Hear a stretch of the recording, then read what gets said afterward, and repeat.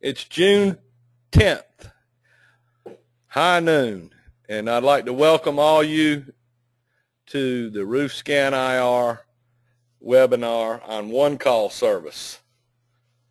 This is our infrared roof moisture service that is a nationwide service, and we have manufacturers on the call, we have roof consultants, and we have infrared thermographers and a wide array of people that are listening to this, and it's also being recorded so that we'll put it on our website so you can download it and listen to it later again.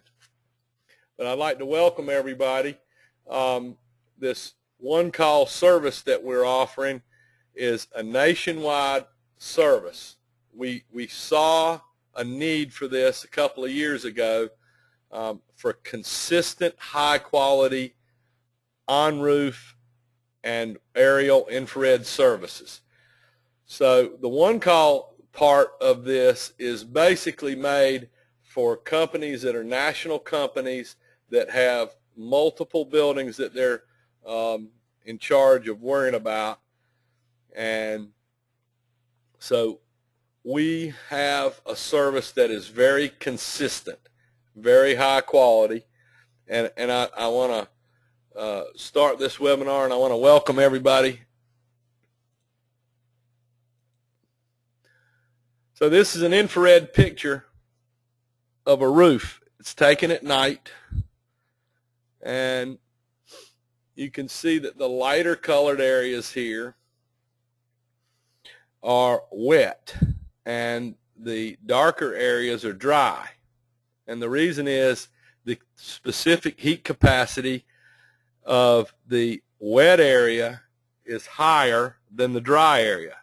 The whole method is predicated on the fact that during the day, the sun and the temperatures of from the sun warm up the roof surface and the roof substrate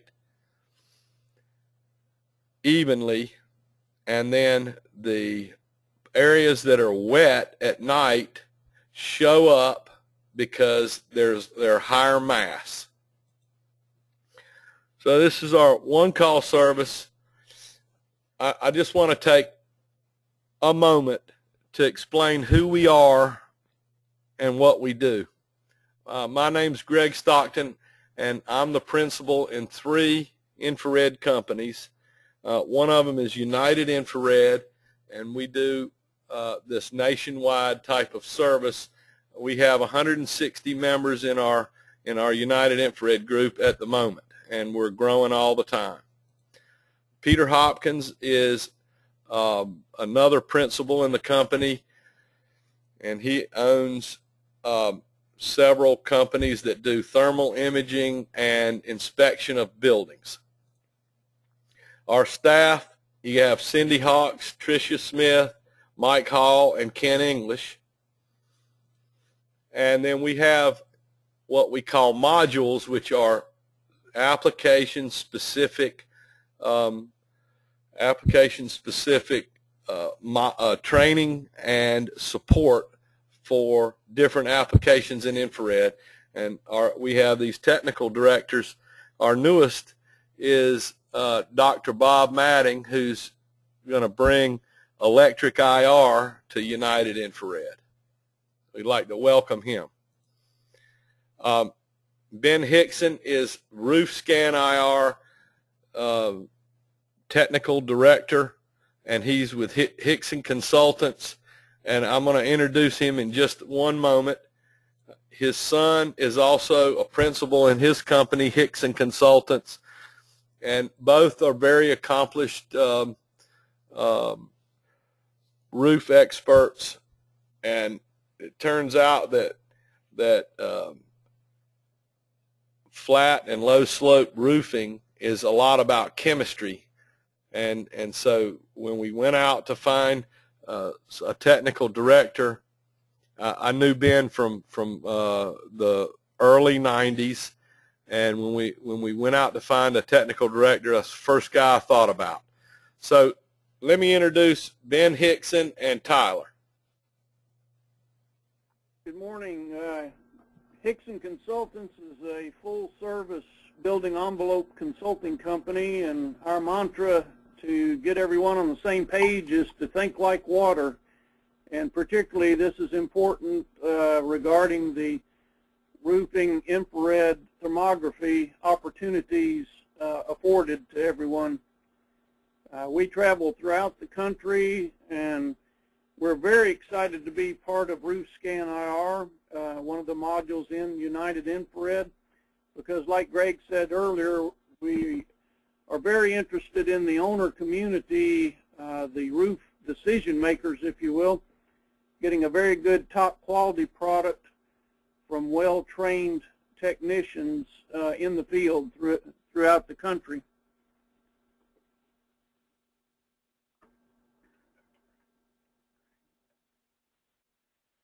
Why do moisture surveys? There are a lot of reasons for owners to benefit from a professional infrared thermography scan. Where the industry has moved away from a lot of new construction the last 2.5 years, we're seeing a lot of recover roofing. And recover roofing, to have integrity, really needs a moisture survey to determine moist areas that can be removed prior to roofing. And infrared thermography offers an immediate answer to the question, is there concealed moisture? And answer to the question, where's the concealed moisture? Hickson Consultants firmly believes it's not in anyone's best interest to bury a cancer like concealed moisture when considering a recover roofing project. The cost savings comparing a recover roof to total roof replacement are growing every day with the installer's increased costs of transportation for the debris and the installers' increased costs for their insurance for their personnel. So there's a tremendous savings there. Plus you're salvaging the existing insulation thermal value, avoiding the costly tear-off landfill now has become a tremendous cost savings in favor of recover roofing in many parts of the country. And think about it, if you're going into a total roof replacement, at some point you have exposed decking, which introduces greater risk of leaks and potentially consequential damage to the tenants, hence the building owner and the installer. And we certainly favor minimizing that risk through recover roofing. Last, time is money, and the speed of recover roofing versus the tear-off and replacement length of time or duration can be a tremendous savings to everybody involved.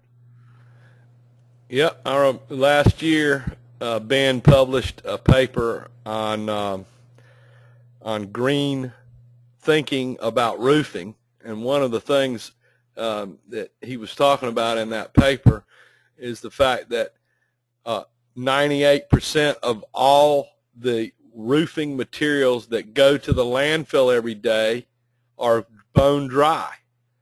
Now, we have some customers that are now trying to think a little greener and think about energy, and they're recycling their roofing materials.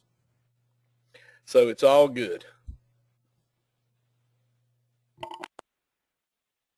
Let's look at one of the rationales for salvaging the insulation that's there. When you're looking at an existing facility with a green mindset, you want to maximize the satisfactory service life of the components. And one of the major components, the fifth wall, if you will, is the roof. So you want L in this equation to be as long as possible, and you want to extend that service life from the existing insulation by an infrared thermography scan, moisture scan, identify the problem, concealed moisture, remove it, and perform the recover roofing to enjoy the cost savings that we discussed earlier.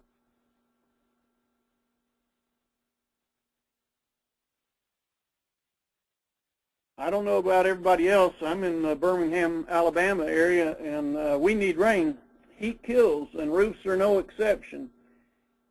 Imagine, if you will, a 140-degree Fahrenheit roof surface coming up on July the 4th, which is not out of the question. A 70-degree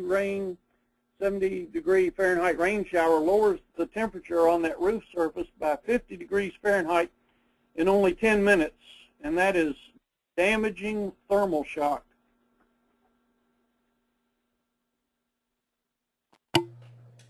So, you know, thank you, Ben, for saying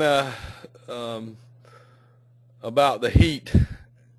I know it's hot here. I'm in North Carolina. Ben is in Birmingham, and Tyler as well in Birmingham. We're having a little heat wave around here. Destroying the roof with thermal shock is a big deal. If the seams split and the moisture starts getting in, then you got a problem. Remember, infrared and any moisture type of survey is not leak management. We're not finding leaks. That is the work of roof consultants on the roof. They're trained professionals to find leaks. That's not what we do. What we do is we define and find areas of subsurface moisture. There's 3 ways to do that. And nuclear, capacitance, and infrared.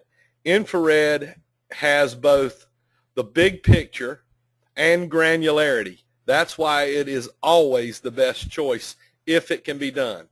Somewhere around 50% of all the roofs can be done with infrared.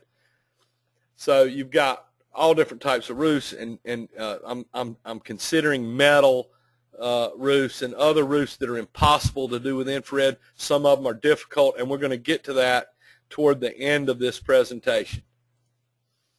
So how's the whole thing work? As I said at the beginning, it's predicated on the differences in mass of wet and dry insulation. Well, basically, we walk up on a roof with an infrared camera at night, and we can see the higher mass, and then we mark the outlines of those areas, and someone can surgically remove and replace the wet insulation and then fix the top coat. The areas that when the sun beats down on the roof, it pretty much beats down evenly, and then at night the atmosphere is in -50, and it goes back out into the atmosphere, and it cools off rapidly. And there's this is the kind of chart. Now, one thing that we do, we take a scientific approach to everything that we do. The main factor is not the difference in temperature between the day and the night or anything like that. The main factor is how much radiated energy hit the roof, because we want to absorb a lot of energy and then see it at night when it goes away. The areas that are dry, dry areas are going to give up their heat very quickly at night. And so what we're trying to do here is look at in that uneven distribution of heat, we want to be able to see what's going on with respect to the differences in mass. And so when we decide when to do a job, we take a scientific approach, what time of year in a given latitude and longitude. And so what we did was we went to the solar industry, actually, and we found data on each one of the different places in the United States. This is a survey that was done. Each one of these dots represent a year, and this is the the mean average right here of radiation that's absorbed. So as you can see, the higher, the better. So this happens to be in July, when the best time in Wichita, Kansas it is to do an infrared survey. Now, our standard is around 5. More sensitive cameras can go down into the 2 and 3 range, but our standard is 5. We want to have a 5. So is it that we don't want to do a job in January, February, November, and December in Wichita? Yes, we can do this work, because as you can see, these averages vary pretty much 2 points. So yeah, we can come in, if we get one up in here. Look, you got a January right here, it was blazing. So just to show you, this is how they collected the data, and then they made that chart. Here's 2 examples. Look, Phoenix, Arizona, any time of the year works. In Fairbanks, Alaska, you better get in there in March and April and May. A lot of places in the United States, and we have all these charts for, and they vary quite a bit actually, but we have all these charts. We know where everything is, and if you notice, it's pretty miserable in January, February, and any time after the middle of August up in Fairbanks. So now let's talk about infrared and show some infrared pictures. So our one-call service, there's 3 methods or ways to do infrared on a roof.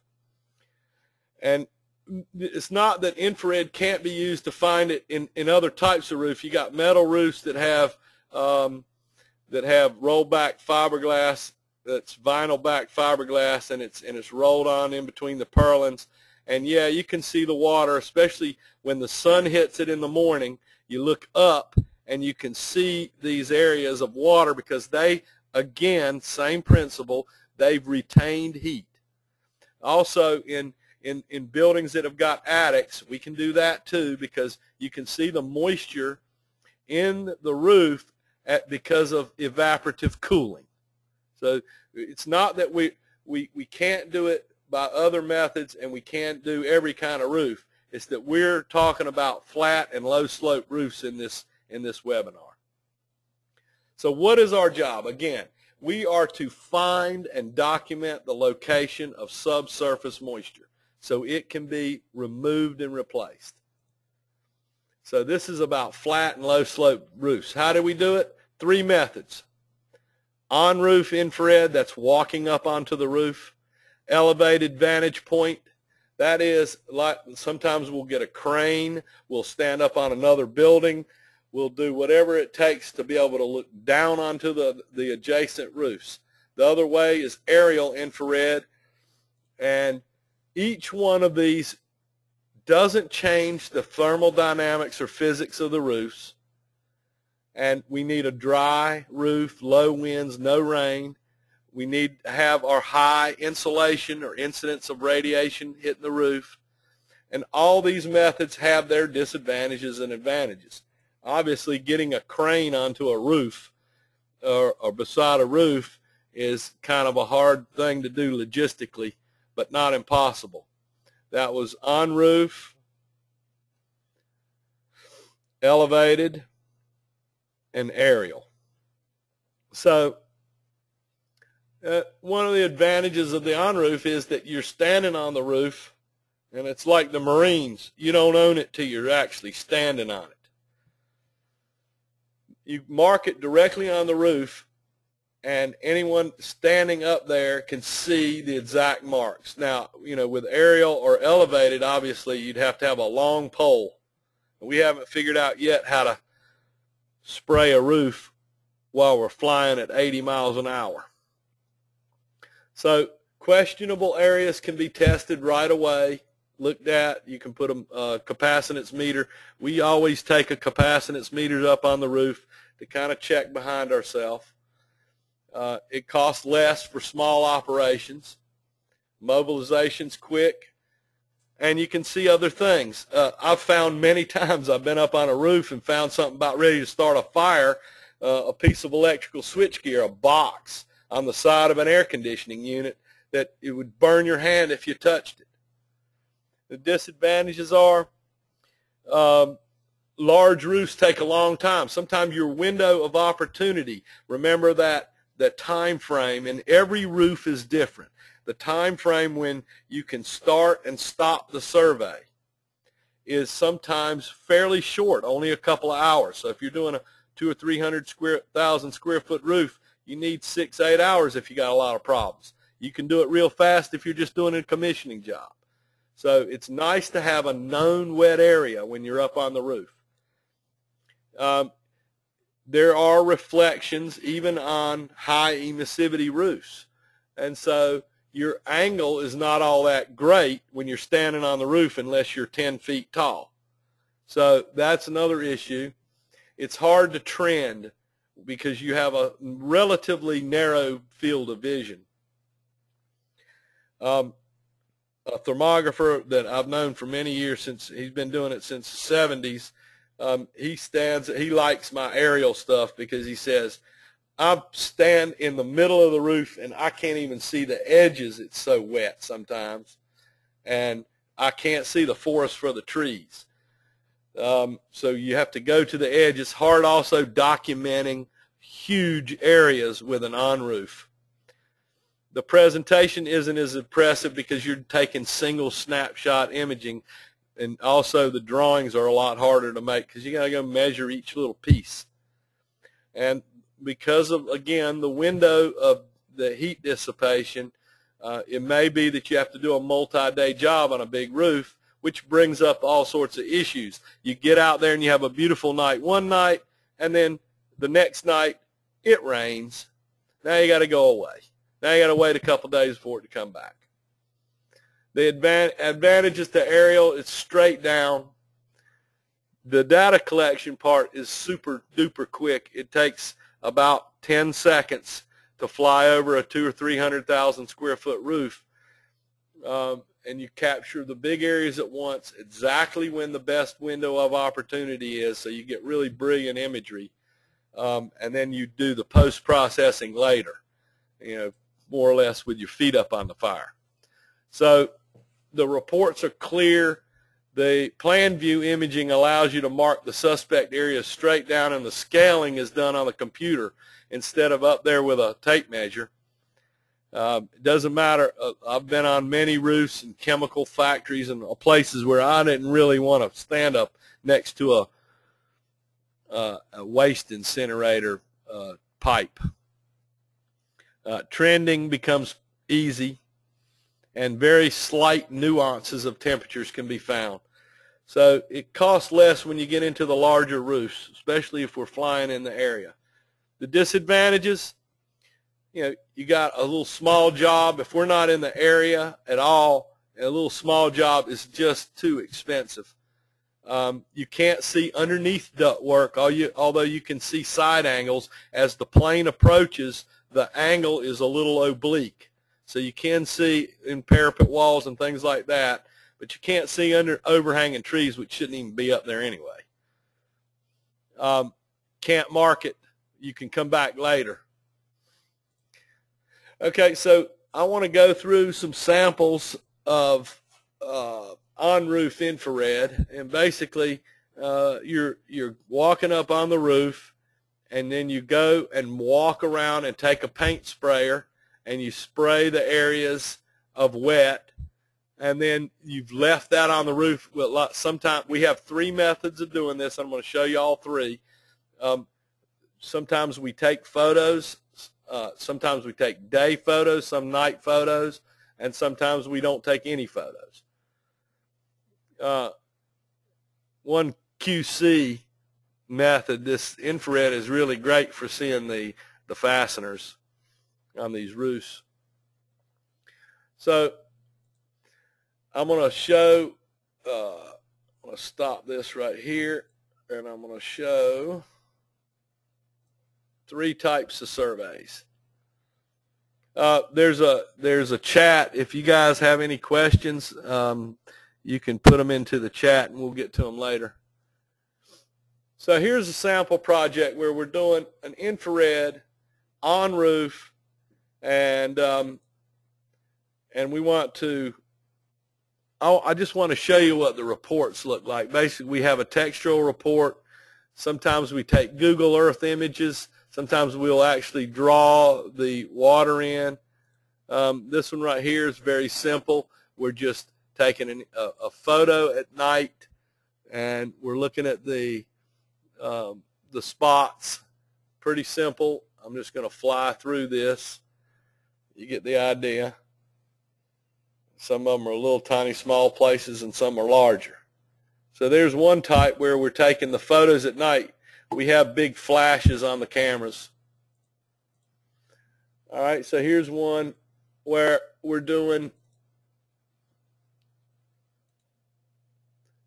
a survey where we're taking daytime photos as well. So we usually go back the next day after we've made the infrared pictures. We've marked the roof, and we go back and put the two together. That's pretty straightforward stuff. You're taking the infrared picture, and then you mark the roof, and then when the consultant goes up, he can take and put a measurement right there and measure the wetness and the amount of wetness. So I'm flying through this. All right. And then the third type of on-roof is the type where we don't need photos. So sometimes we will do work for consultants, and they're like, we don't need it too fancy. We basically just want to know where the water is, go up and mark it, maybe put it on a CAD drawing, and we're done. So again, textual report. And we'll draw the CAD. This is a very simple CAD drawing right here, not scaled. And these are the way the pictures look. We're going to come down, take the pictures, mark the edges. Actually, when you spray the paint can out, when you spray it, it becomes cold, and it makes a little cold spot, plus it evaporates. So you can actually, we try to take the pictures really quickly afterwards so that you can actually see the number. There's the number 5. All right, so that's pretty much the way that works. All right, so now back to the presentation. All right, let's talk about aerial. When do we use the aerial infrared? When we have inaccessible roofs or dangerous roofs. Ben has a picture of a roof that has got spots all over it that you can see right through the daylight. You don't want to walk on those. I'm sorry? Swiss cheese decking. Swiss cheese metal decking, exactly. Yeah, not safe to walk on. Trending the roofs, you want to do aerial. If you've got gigantic 2-3 million square feet of roof, it's going to be almost impossible to do the on-roof on it. Lawsuits, it's a lot better presentation for a lawsuit. A lot of times with the lawsuits, we actually do expert witness, and so what we do is we do aerial, and then we go up and confirm it with the roof consultant. We actually do on-roof and aerial. Roof is where you have no access. We have a service called RoofScanIR where we fly industrial parks. The imagery is not as stark, but it's higher up, but you get pictures so you can tell the general condition of roofs and the ones that are the most difficult. So here's an example. I'm going to run a kind of a video here and explain how this works.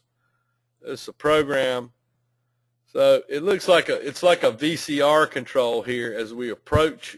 This is a strip shopping center, and as we approach the building, this is kind of what the pilot, the guy in the back, sees, who's running the infrared camera. This is like a VCR control. So as you come up under the roof, now you can start seeing the wet areas in the insulation. And yes, we can put it in color. I'm going to zoom in a little bit, and you can see these areas of wet. Now, if we were standing up on the roof, we just go right through and mark these with the paint can, and we'll maybe stand right here and take a picture and call that 1, and stand right here and take a picture and call that 2, stand right here, take a picture, call this one 3. But when we're flying over it, it's going by really quickly. You can see there's a lot of granularity. Of course, this roof here has some major problems. So it is possible to turn these pictures into colors and whatnot. And sometimes for the presentations, we'll actually load in color palettes and capture the imagery using the color. I like grayscale infrared images the best, but it can be done with color, and a lot of times for the presentation we'll do that. So what's the report look like? We capture the images, we mosaic the images together, and then we do overlays and things like that. And so here's a sample. Again, textural report, photos, there's a CAD drawing, and for all you roofers, roof consultants, and roofing manufacturers out there, we understand that this is, you don't care what kind of fancy cameras, how we do it, this is ultimately what you want. You want an AutoCAD drawing of where the water is. All the other stuff is not really that important to you. We do know that. So you can zoom up on these. You can put a measurement from here to there. You can do anything. These AutoCADs can be scaled. Well, one presentation is really useful. People like are the overlays. And so we'll take the CAD drawings and we'll clear out the back of the CAD and we'll overlay it over the roof. If you look at this roof visually, this roof looks about as bad as this one right here. But as you can tell, this roof's in perfect shape. You look at the infrared, you can see it's clean. But this one has got a lot of problems. So basically, the aerials, we use the aerial when it's appropriate. We document these places, as you could remember this picture from us going up onto with video. All right. So now the roof types, the different types of roofs present different problems for infrared. Some are actually impossible to do. Obviously, the metal roofs can't be done. Although, remember, I said you could do them from underneath and showed a picture. You can see rust and stains on metal roofs from above. Shingled roofs, you can actually see the framing sometimes, depending on how you do your settings. If there's no insulation in the roof, it doesn't make much sense to do an infrared. This is something, there's a trend, to run the TPOs with polyisocyanurate and styrofoam and things like that, are closed cell foams. You need some energy you need the UV rays to absorb into those roofs. It has to absorb into those roofs and break those bubbles and deteriorate that roof before we can see it. It doesn't do a whole lot of good to go shoot a brand new TPO roof with brand new insulation in it, because when the water goes in it, it's just going to run right straight down into the building. And we're not doing leak finding. We're doing infrared. If it doesn't absorb into the insulation, there's no point in doing an infrared. Now, I have seen water on those types of roofs that is trapped between the membrane in the insulation, and it's just sitting on top of the insulation. You can see that. You've also identified heat loss through excessive board gaps. That's right. I actually published a paper. It's not on the web. I published it last month. First, the Society of Photo Instrumentational Engineers, and I showed how we slightly pressurized those buildings, and you can see the gap in between every board in that roof. And you can see, it actually bubbles it up. A lot of heat loss from those, roofs. Inverted membranes, obviously, we can't do anything with those. And some roofs are doable sometimes, but hard. Those are marginal. Examples of those, these we call them snow blinding white reflective roofs. Super reflective. Highly reflective aluminum coatings. They're pretty much the end of infrared. We can't do much with those. Again, going back to what I was saying on the last slide with the polystyrene and the polyisocyanurates, the closed cell foams, those foams can be done at times, especially after 4 or 5 years have passed. What happens is they give us what's called the board pattern. As the water absorbs into the seams where the boards are put together, the UV breaks up the board pretty much evenly, but at the ends is a place where it'll absorb water. So we'll see these window pane kind of patterns. The big rock, the number 2 river wash rock, 3 inches tall, 3 inches deep, is really hard to find. There's just no way you're going to do it with an on-roof survey at all. It's marginal. It's marginal with aerial. Now here's a couple of examples of these are the 3 main groups of marginal roofs: multiple layers, reflective coatings, and heavily ballasted roofs. So if you got multiple layers, here's the original roof right here. This area that was originally wet, and they just went over and covered it over. And then this area right here is a second roof that they put on the top. And so that you can see that you can actually see the difference between that and that.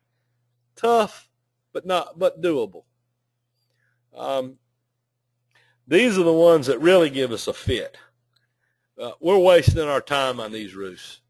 If they're super reflective, all we're going to see is the dirt because its emissivity is much higher than the roof. We can make a beautiful AutoCAD of all the stains on the roof, but it's just impossible to do anything with them. I mean, all we're seeing here are the stains. So they do match closely. When you got, the word heavily ballasted, it's kind of one of those marginal things. Sometimes we can see it, sometimes we can't. This is a pretty heavily ballasted roof right here, and you can definitely see the wet spots. They're quite seeable. Other roofs, these areas right here have ballast built up in them. But you can clearly see the difference between actual wet, where I've got my arrow, and areas that are built up ballast. A lot of times flood coat also gives us a little bit of a fit, but it's not so much on the aerial, but on the on-roof, it really is hard. With ballasted roofs, our window is quite short, and usually right after the sun goes down. What little energy has absorbed past all that rock and gone into the roof substrate is going to be given up real quick at night. So we don't dilly-dally. A lot of times it's still, you can still see with daylight when we're shooting these roofs. These ones that are just super big rocks, it's just impossible to do it. So it's marginal on those types of roofs. So anyway, I want to bring this back kind of back to the beginning. What is it that we're really offering here? What can we do for you?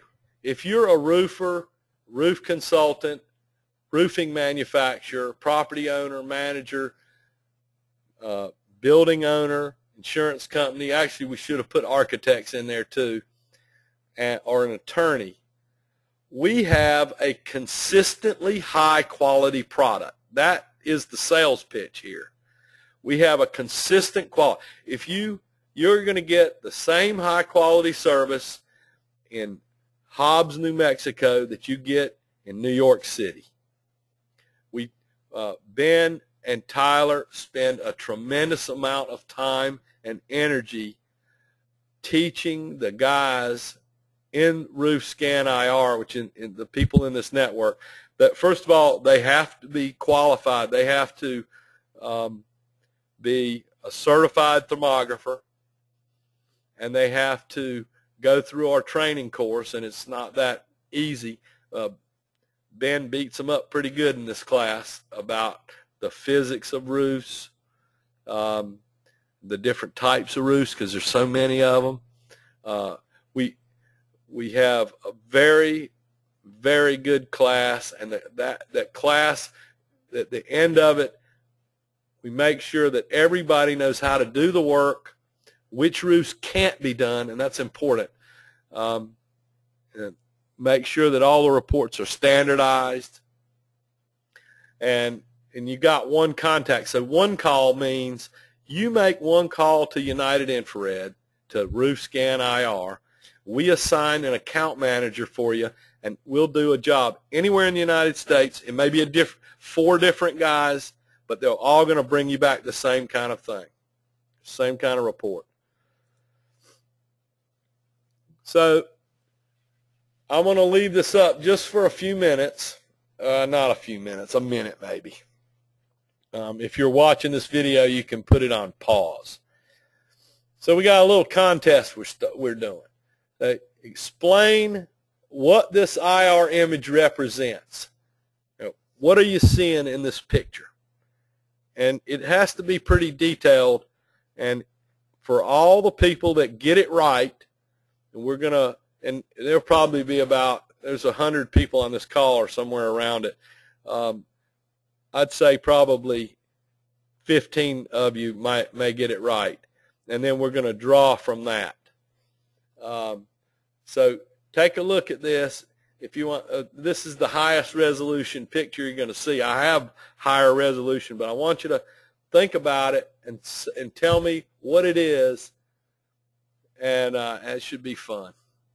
We'll by the time the next seminar is, we're going to have a seminar on joining the network. The different people that might want to get in and actually go to our training and be in the network. Watch your email, and you'll get an announcement.